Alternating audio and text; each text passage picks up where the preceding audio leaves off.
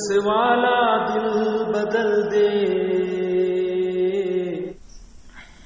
اعوذ باللہ من الشیطان الرجیم. بسم اللہ الرحمن الرحیم.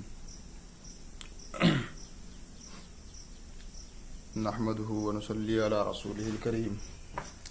اما بعد. اعوذ باللہ من الشیطان الرجیم. بسم اللہ الرحمن الرحیم. وقال اللہ تبارک وتعالی فی القرآن الکریم وما خلقت الجن والانس الا لیعبدون. وقال تعالى أقم الصلاة. وقال تعالى يا أيها الذين آمنوا قوا أنفسكم وأهليكم نارا وقودها الناس والحجارة. محترم حضرات اور معزز سامعین، اللہ رب العزت کا فضل ہے، کرم ہے کہ اللہ رب العزت نے ہم پر اس قدر احسان فرمائے ہیں، اس قدر کرم فرمائے ہیں کہ اللہ رب العزت نے ہمیں دنیا کے اندر پیدا کیا اور پھر ہم پر احسان کیا کہ ہمیں انسان بنایا. اللہ رب العزت نے 18,000 مخلوقوں میں سے ہمیں اشرف المخلوق بنایا، سب سے خاص مخلوق بنایا. اور پھر اللہ رب العزت نے ہم پر احسان کیا کہ اللہ رب العزت نے ہمیں مسلمان بنایا اور نبی پاک صلی اللہ علیہ وسلم کی امت میں پیدا فرمایا. یہ اللہ رب العزت کا ہم پر بہت بڑا احسان ہے، بہت بڑا کرم ہے. اللہ رب العزت چاہتے تو میں اور کسی مخلوق میں پیدا کر سکتے تھے، جانور بھی بنا سکتے تھے، کوئی اور دوسرا جانور بنا سکتے تھے، لیکن اللہ کا ہم پر احسان ہے کہ اللہ نے ہمیں انسان بنایا، ایمان کی دولت سے نوازا اور پھر نبی پاک صلی اللہ علیہ وسلم کی امت میں پیدا فرمایا. یہ اللہ رب العزت کا ہم پر احسان ہے. اللہ چاہتے تو جسم جانور کا دے کر شکل انسان کی دے دیتے، اور اللہ چاہتے تو شکل جانور کی دے کر اور جسم انسان کا دے دیتے. تو اللہ کی مرضی ہے، اللہ جو چاہتے وہ کر دیتے. اللہ رب العزت کے لیے کچھ مشکل نہیں ہے. اب دیکھیے، میں نے ابھی آپ حضرات کے سامنے ایک آیت پڑھی تھی جس کے اندر آتا ہے وَمَا خَلَقْتُ الْجِنَّ وَالْإِنسَ إِلَّا لِيَعْبُدُونِ.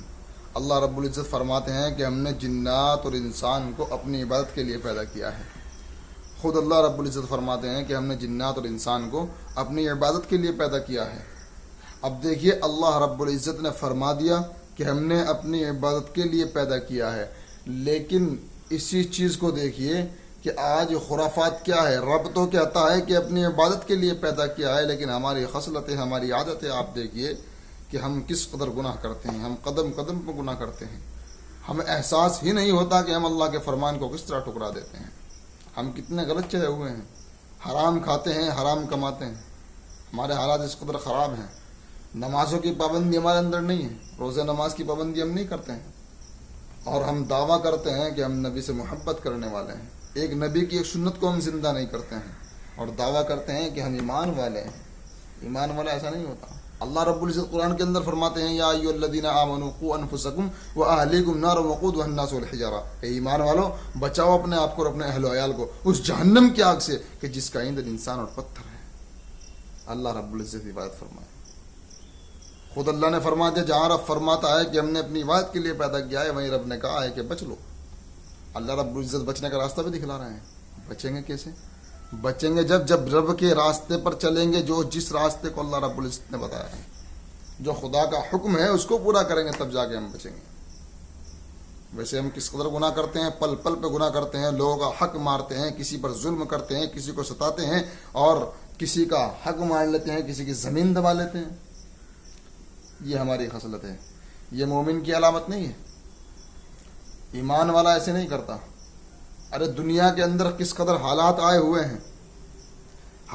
ہوئے ہیں، لیکن جس کے اندر ایمان ہوگا، جس کے دل میں ایمان کا جذبہ ہوگا، اسے اللہ کے سوا کوئی ذات مٹانے والے نہیں. ایمان والے کو کوئی نہیں مٹا سکتا، صرف اللہ رب العزت کے علاوہ. صحابہ کرام رضوان اللہ تعالی علیہ اجمعین کے اندر یہی تو بات تھی کہ وہ مٹ سکتے تھے، ان کی گردن دھڑ سے الگ ہو سکتی تھی، لیکن ان کے ایمان میں ذرہ برابر بھی کمی آئے یہ ان کو گوارا نہیں تھا. وہ اس چیز کو پسند نہیں کرتے تھے کہ ان کے ایمان میں کوئی ذرہ برابر کمی آئے. جو ان کے ایمان کی طرف آنکھ اٹھا کر دیکھتا تھا اس کی گردن دھڑ سے الگ کر دیا کرتے تھے. اس قدر ظلم و ستم ہوا ان پر. لیکن کوئی بھی صحابی, اللہ کا فضل کہ کوئی بھی صحابی اپنے ایمان سے نہیں پھر. جو ایمان میں ایک مرتبہ داخل ہو گیا, رضی اللہ عنہ کا لقب لے کر گیا, اللہ ان سے راضی ہو گیا, اللہ نے جنت کے مالک بنا دیا ان کو. وجہ کیا تھی؟ بیوی کو بیوہ کر دیا, بچوں کو یتیم کر دیا, مال و دولت سب خرچ کر دیا, عیش و عشرت سب چھوڑ دی, اپنا سارا مزہ چھوڑ دیا اس ایمان کو بنانے کے لیے. گھر سے بے گھر ہو گئے, ظلم و ستم کر رہے ہیں. جن کے غلام تھے, جو غلام تھے اور ان کے جو آقا تھے, وہ ان پر ظلم و ستم کیا کرتے تھے. لیکن کبھی اپنے ایمان پر آنچ نہیں آنے تھی. یہ ان لوگوں کی محنت تھی. جب ایمان کی باری آئی تو انہوں نے اپنی جان کا نذرانہ پیش کر دیا. وہ مرنا پسند کرتے تھے لیکن ایمان سے پھر جائیں, ان کو گوارا نہیں تھا. آپ صلی اللہ علیہ وسلم کے بتائے ہوئے راستے پر چلنے والے تھے, نبی کی سنتوں پر چلنے والے تھے, اللہ کے حکم کو ماننے والے تھے, قرآن و حدیث کے قول کو ماننے والے تھے. وہ ہماری طرح زندگی نہیں گزارتے تھے. ماں باپ کا ادب نہیں ہے, بھائی بہن کا ادب نہیں ہے, اماموں کا ادب نہیں ہے, عالموں کا ادب نہیں ہے. حرام کھاتے ہیں, حرام کھلاتے ہیں, چوری کرتے ہیں, جھوٹ بولتے ہیں, زنا کرتے ہیں, قدم قدم پر گناہ کرتے ہیں اور جیتے ہیں گھمنڈ کی زندگی. اللہ ہم سب کی بات فرمائے. میرے بھائیوں, غلط راستہ مت چننا. ہمیشہ اس راستے پر چلو کہ جس راستے پر چلنے سے رب تم سے راضی ہوتا ہو.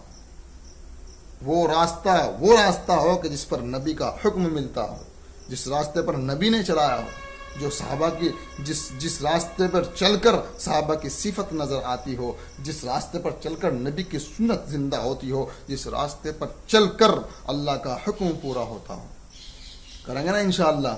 اللہ تبارک و تعالیٰ کہنے سننے سے زیادہ عمل کی توفیق عنایت فرمائے.